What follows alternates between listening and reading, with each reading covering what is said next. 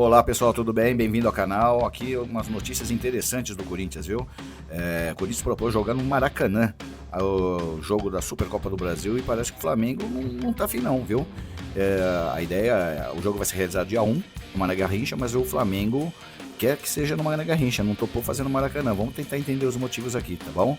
Também temos notícias aí do Marcelo Paes chegando, do transfer ban do Corinthians, então vamos acompanhar aí no corte do Chico Garcia e bora pro vídeo. Rapaziada, o ano já começou e neste sábado, dia 3 de janeiro, já acontece a reapresentação do elenco. Foi muito rápido, né? Olha, a gente cobra esses caras o ano inteiro, que tô até com dó, viu? A gente sabe, tem a folga não, férias, né, que aconteceu na metade do ano com a Copa do Mundo de Clubes. Então, você dá uma parte das férias na metade do ano agora e depois no final da temporada, uma temporada que do Corinthians foi esticada, né, até o dia 21 de dezembro. Outras equipes terminaram ali pelo dia 7 com o término do Campeonato Brasileiro, mas Corinthians, Vasco, Cruzeiro, Fluminense estavam envolvidos nas semifinais da Copa do Brasil, esticaram um pouquinho. Mas, por exemplo, equipes que disputaram a Copa do Mundo de Clubes também acabaram não conseguindo dar férias para os seus atletas, enquanto que o Corinthians, por exemplo, conseguiu por não estar na competição. E aí emenda, né, o calendário e na metade do ano, durante a Copa do Mundo, não para aqueles que forem convocados, mas o restante terá uma parte das férias também computada, são 40 dias praticamente, né? A gente está falando de uma Copa do Mundo a maior da história, com 48 seleções, então vai dar para compensar essas férias. Mas, poxa, emendar uma temporada na outra não é fácil. Os caras já chegam nesse sábado e Marcelo Paes, o novo executivo de futebol, já chega hoje, sexta-feira.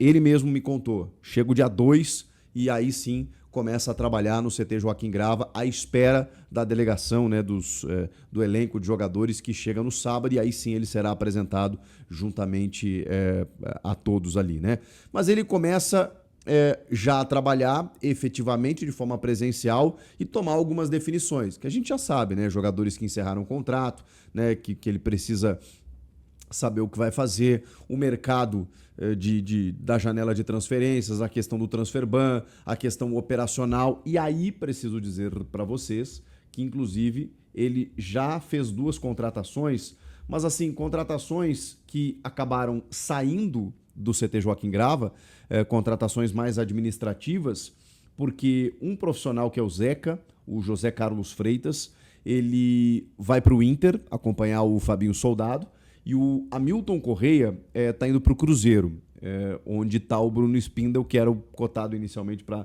atuar no Corinthians. O Marcelo Paes contratou o Thiago Aires, um executivo de operações no Fortaleza, para ser uma espécie de braço direito dentro da área administrativa, junto ali com os departamentos jurídico, financeiro e tal. Ele vai precisar de pares, né, para trabalhar com ele. A gente sabe que a responsabilidade de um executivo de futebol num clube do tamanho do Corinthians ela é gigantesca, ainda mais se ele tiver que estar presente no vestiário no dia a dia. Então essa parte operacional ele vai obviamente ser o comandante, mas ele vai precisar de delegar funções, digamos assim, né?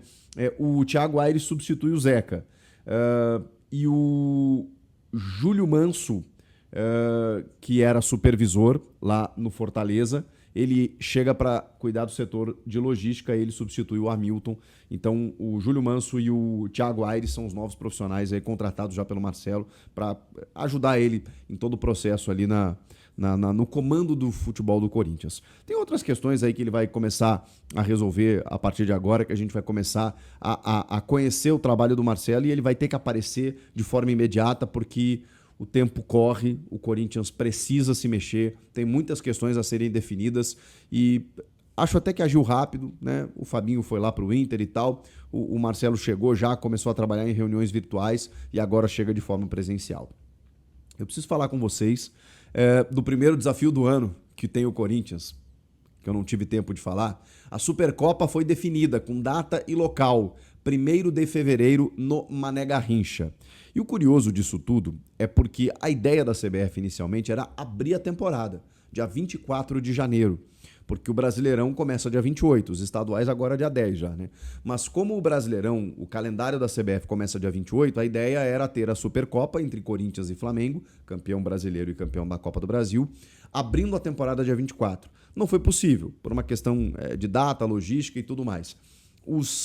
A partir do momento que o Brasileirão começar, o Brasileirão vai ser meio de semana e os estaduais no final de semana. Vai ser uma loucura, gente. Se preparem. Então, neste final de semana, 1º de fevereiro, por exemplo, o Corinthians teria um encontro com o Capivariano pelo Paulistão no dia 31, no sábado. Esse jogo vai ser remanejado, assim como o Flamengo, que enfrentaria a Portuguesa Carioca, também no sábado 31.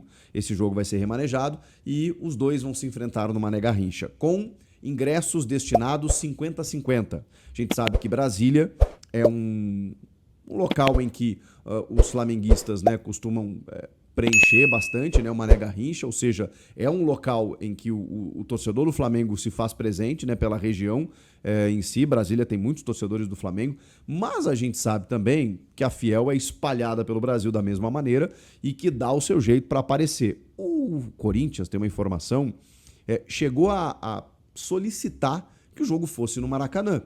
E o Flamengo não quis. Curioso, né? Não sei se pelo fato do Corinthians ter ganhado um título recente lá no próprio Maracanã, né? Mas enfim, o fato é que, sobre o Vasco da Gama, o fato é que agora contra o Flamengo, a gente sabe que a torcida do Corinthians, em menor número muitas vezes, ela consegue fazer um barulho absurdo. Vocês imaginem o Flamengo, teoricamente, jogando em casa, num 50-50. E tendo aquele risco, né? De daqui a pouco, se você perde o título, meio que dá aquela carimbada no seu estádio. Não sei se foi por isso. Tô só especulando. Mas é estranho, né? Porque seria muito mais conveniente para o Flamengo jogar no Maracanã. Eles não quiseram. Campo neutro, Mané Garrincha, 1º de fevereiro, data e local definidos aí para Supercopa do Brasil. É o primeiro desafio do ano, do Marcelo Paz, do Corinthians, do Osmar Stabile, do Dorival Júnior, né, para começar a temporada com um título sobre o Flamengo de Felipe Luiz. Seria uma grande arrancada em termos de confiança para você começar o ano super bem. E acho até, não é passar pano não, mas eu acho que a perda de um título, dependendo de como acontecer, também não mancha a temporada, porque a gente está falando de um título simbólico, né? Uma partida só, um jogo único, em que se você ganha, super valorizado, mas se você perde, né? Desde que você gere um enfrentamento, eu acho que tá dentro da normalidade. E vamos lá, o Flamengo é favorito pelo time que tem, elenco, por ser o campeão brasileiro, acho que estamos de acordo com isso. Isso não significa que o jogo já está decidido, né? O jogo único, então, a gente sabe como o Corinthians cresce nessas situações. Mas estamos falando também de férias no meio do caminho.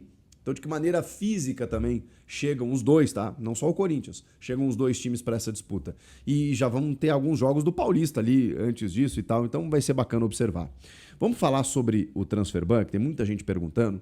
O da FIFA, relacionado ao Félix Torres, Santos Laguna, 40 milhões de reais. O Corinthians quer pagar nos próximos dias, não definiu ainda, mas a gente já falou aqui que dia 5 abre a janela, segunda-feira, então até lá é bom que resolva. Se não resolver, não vai conseguir contratar. Então vai ter que resolver até segunda-feira. É mais uma missão.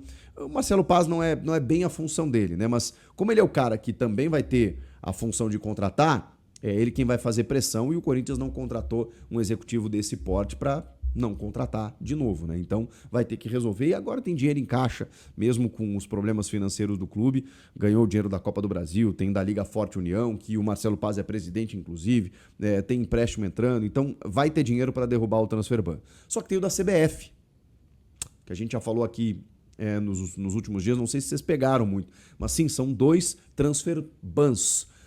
Tem o da FIFA e tem o da Câmara Nacional de Resoluções de Disputas, que por exemplo, a dívida com o Cuiabá, que está em 18 milhões de reais lá do Ranieri, mas tem outras dívidas com outros clubes. Esses clubes acionam a CBF reúne todos os credores do Corinthians lá, o valor total que o Corinthians tem de débitos é 76 milhões de reais.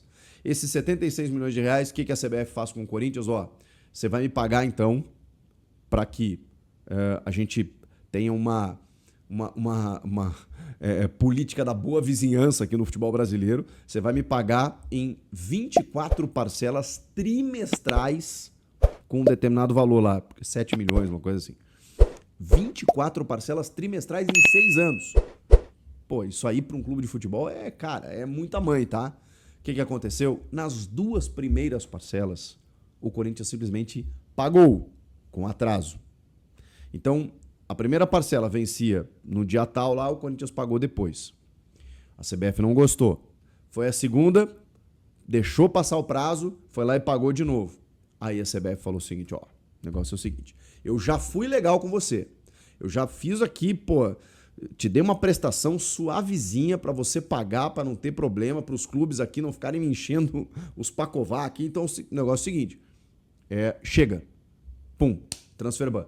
Enquanto vocês não mudarem a postura, vocês não podem registrar jogadores dentro das minhas competições aqui dentro da CBF. Foi isso que a CBF fez com o Corinthians. O Corinthians mostrou o comprovante, mas eu paguei. Sim, mas vocês estão pagando com atraso. Então, se vocês não demonstrarem que estão com outra postura de que vocês vão pagar bonitinho, não tem acordo.